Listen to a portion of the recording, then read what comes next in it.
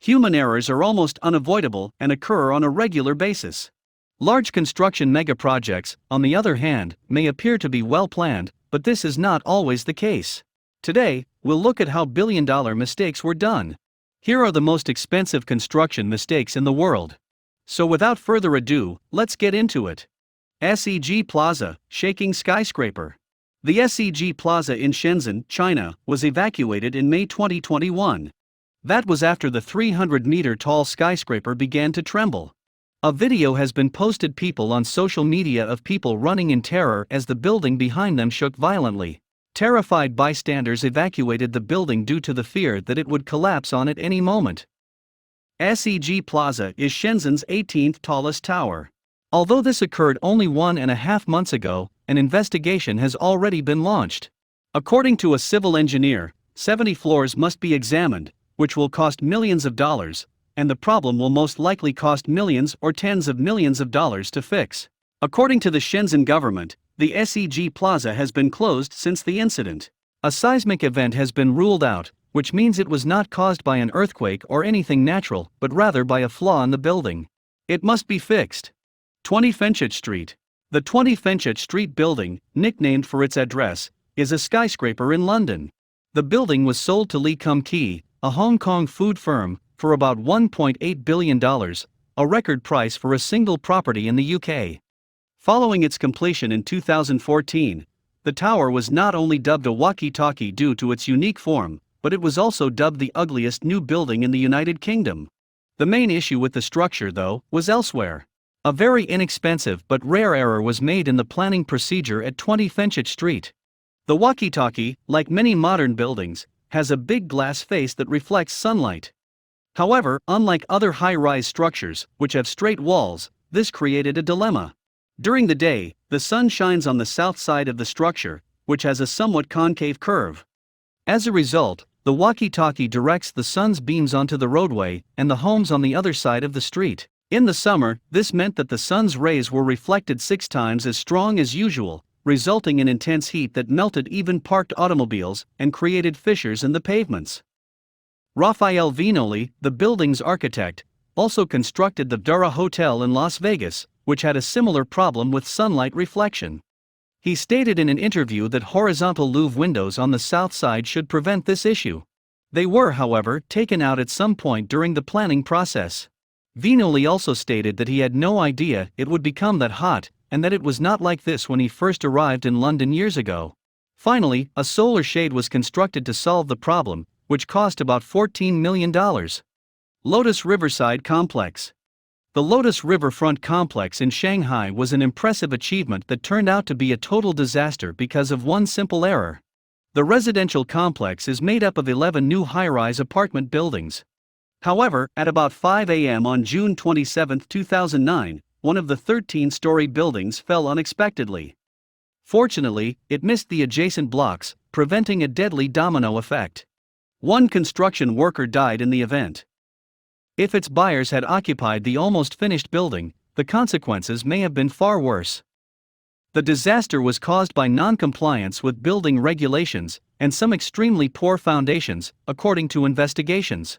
It was revealed that the earth beneath the structure had been dug to create a 15-foot underground parking garage, and the soil had been stacked 32 feet high on a nearby riverbank. It subsequently ruptured under strain, causing water to gush beneath the muddy foundations and causing the structure to collapse over to the south. Simply relocating the earth might have avoided the entire problem. As a result of this massive oversight, numerous project investors withdrew and requested their money returned. The firm faced overall economic losses of up to $30 million, which included building costs and compensation to prospective purchasers of 2,100 per square meter flats. Citigroup Center. The Citigroup Center is a skyscraper office in Midtown Manhattan, New York. The 280-meter-tall tower features a unique characteristic. It is supported by 4 34-meter-long foundation pillars. A serious issue was found in 1978. Till then, the engineers evaluated the structure's stability by calculating winds that came perpendicular to the building. They did not, however, account for the quarter winds that impacted the corners.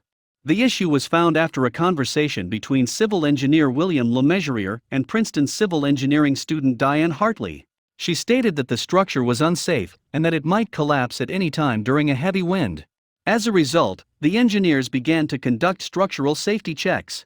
They immediately learned that Diane Hartley, a college student, was correct. According to Le Mesurier, a wind strong enough to force the structure to fall happens every 55 years on average. However, if the installed mass damper did not function due to a power outage, a wind that happens every 16 years on average would be sufficient. A building collapse would be fatal, but a demolition would cause the building to tumble over rather than collapse in on itself. This may set off a chain reaction, causing other skyscrapers in New York to be damaged or possibly fall. A nightmare scenario that had to be avoided at all costs. But it only grew worse as Hurricane Ella was heading straight for the city. Engineers needed to act fast if they didn't want to provoke a mass panic. Only a few people, including New York City's mayor, were aware of the matter, and no public statement was issued. For 3 months, the engineers labored at night to address the problem. Finally, they welded 2-inch steel plates over the building's bolted joints to improve the building's stability. Fortunately, Hurricane Ella did not make landfall in the area, and the multi-million-dollar repairs were completed in October 1978. The entire story was published in an article in the New Yorker 17 years later, after which Le Mesurier casually mentioned it at a party. Berlin-Brandenburg Airport. Berlin-Brandenburg Airport is a German international airport project. When development began in 2006, the project was expected to cost about $2.4 billion and open in 2011. However, there were years of delays caused by embarrassing failures and corruption. As a result, the construction deadlines were unable to be met in any case. The first delay happened in 2010, approximately a year before the intended opening date, when an engaged planning business declared bankruptcy. Furthermore, delays occurred as a result of non-compliant fire protection standards, but the airport also failed the acceptance test necessary to function as an airport. In addition, a total of 67 kilometers of cooling pipes were constructed without thermal insulation. To correct this error, hundreds of walls were demolished and the pipes were replaced. The expenses have more than tripled to $8.3 billion to date. The Berlin-Brandenburg Airport opened in 2020. However, the airport's collapse is far from over. Despite its opening, the airport is unlikely to be self-sustaining. More money will be required both during and after the pandemic to avoid bankruptcy, which may cost an extra $2 billion. With that being said, here we come to the end of our video. I hope you like this video. If so, then, don't forget to subscribe to the channel, so you never miss any video. See you in the next video. Till then, take care. Thanks for watching.